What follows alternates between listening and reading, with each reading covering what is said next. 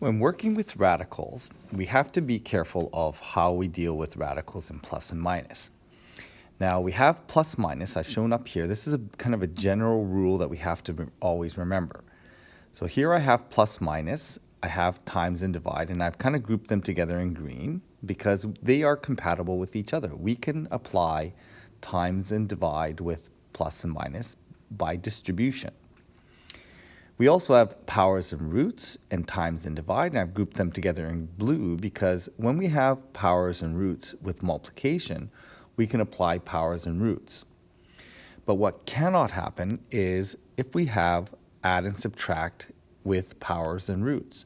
They are not compatible with each other. So anytime we have that, we cannot apply that. If we want to apply any kind of powers, we have to express it with times and divide. Or in other words, we have to express them as factors.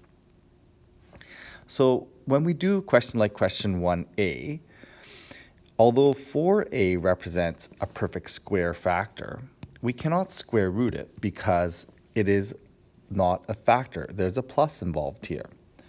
So in order to be able to square root it, I have to somehow be able to express it with multiplication, and that involves factoring.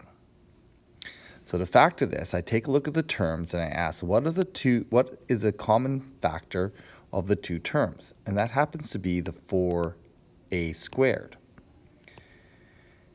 When I factor out the 4a squared out of 8a cubed b4, I'm going to be left with 2. There's a 1a left behind and a 4 left behind, b to the power 4. When I factor 4a squared out of 4a squared, I'm left with 1. And I can see that by unmultiplying or dividing. Now, at this point, this 4a squared is a multiplier. Because it's a multiplier, I can now apply powers and roots to it. So what I'm going to do then is I can square root that 4a squared into 2a. And the rest of it, since although 1 is a perfect square, b4 is a perfect square, there's a plus involved. So there's nothing else I can do with the rest of it. When there's pluses and minuses involved, squares and square roots are incompatible. But because there's a times here, I express this with multiplication.